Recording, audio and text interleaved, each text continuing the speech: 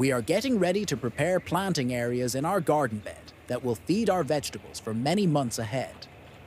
The first thing we need to do is clear the garden bed from weeds. In the video, you can see a type of grass called Bermuda grass. This is one of the worst kinds of weeds you can have in a garden. It spreads fast, it grows back quickly, and it sends roots deep into the soil. For gardeners, this grass is a nightmare. So we are going to try our best to remove it, including pulling out as many of the roots as we can. If we don't remove the roots, this grass will grow back and compete with our vegetable plants for food, water, and space. After cleaning the bed, the next step is digging holes where we plan to plant our vegetables.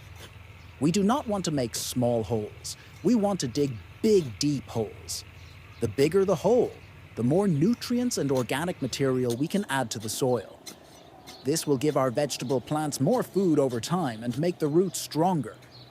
Once the holes are dug, we will start filling them with kitchen waste. We want to fill about half of the hole with kitchen waste. The kitchen waste should be plant-based and not include cooked food, meat, or dairy.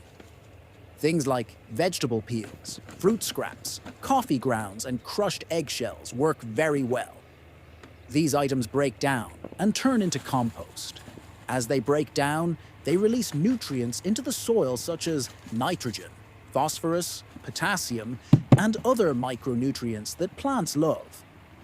These nutrients will be slowly available to the roots of the vegetables, helping them grow big and strong over the coming months.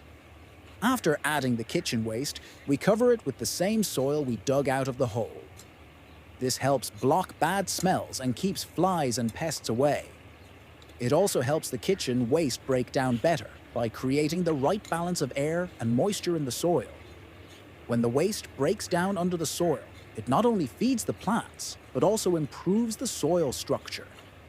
This means the soil will hold water better and allow roots to grow more easily. Now, on top of that layer of soil, we fill the hole with worm castings. Worm castings are one of the best organic fertilizers you can use in the garden. They are packed with beneficial microbes, nutrients, and enzymes.